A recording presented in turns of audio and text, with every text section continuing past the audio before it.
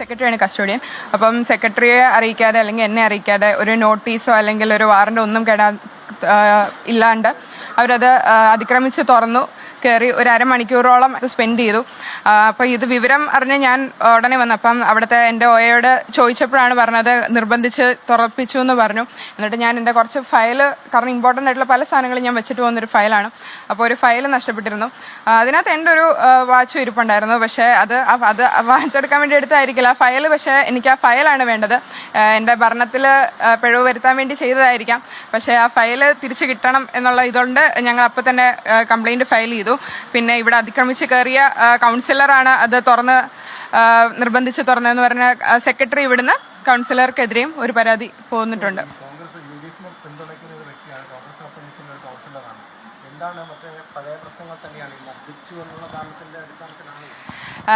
മർദ്ദിച്ചു എന്നുള്ളതൊരു തെറ്റായിട്ടുള്ളൊരു കാര്യമാണ്.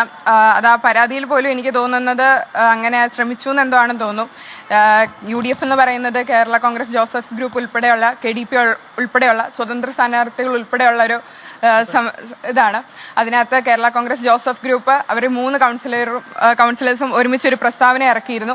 അതിനകത്തിട്ട് അങ്ങനെ ഒരു സംഭവം നടന്നിട്ടില്ല എന്ന് അവർ പരസ്യമായിട്ട് പ്രതികരിച്ചിരുന്നു. KDPയുടെ കൗൺസിലറും പ്രതികരിച്ചിരുന്നു. അങ്ങനെയുള്ള ഒരു സാഹചര്യത്തിൽ അങ്ങനെ നടന്നിട്ടില്ല. അവിടെ 15 പേരുണ്ടായിരുന്നു. അതിനകത്ത് ഒരാൾ പോലും അദ്ദേഹം ഒഴിച്ച് മർദ്ദിച്ചു എന്ന് പറയുന്നില്ലാത്തൊരു സാഹചര്യത്തിൽ നിങ്ങൾക്ക് പരിശോധിച്ചാൽ അറിയും അത് തീർത്തും ഒരു കള്ളമായിട്ടുള്ള ഒരു കാര്യമാണെന്ന്.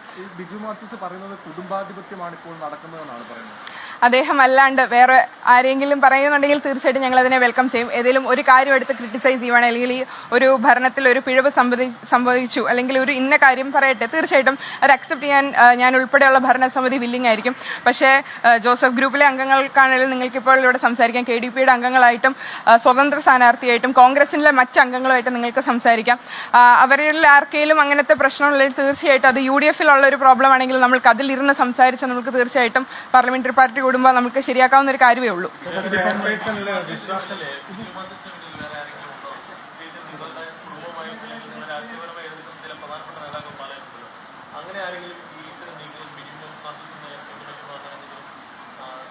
എനിക്ക് അതിനെപ്പറ്റി അറിയത്തില്ല. കാരണം എൻ്റെ ഒരു കമ്മ്യൂണിക്കേഷൻ എന്ന് പറയുന്നത് കൗൺസിലറാണ് UDFന്റെ ഇതിനും കാര്യങ്ങൾക്കും വേണ്ടി വരുന്നത്.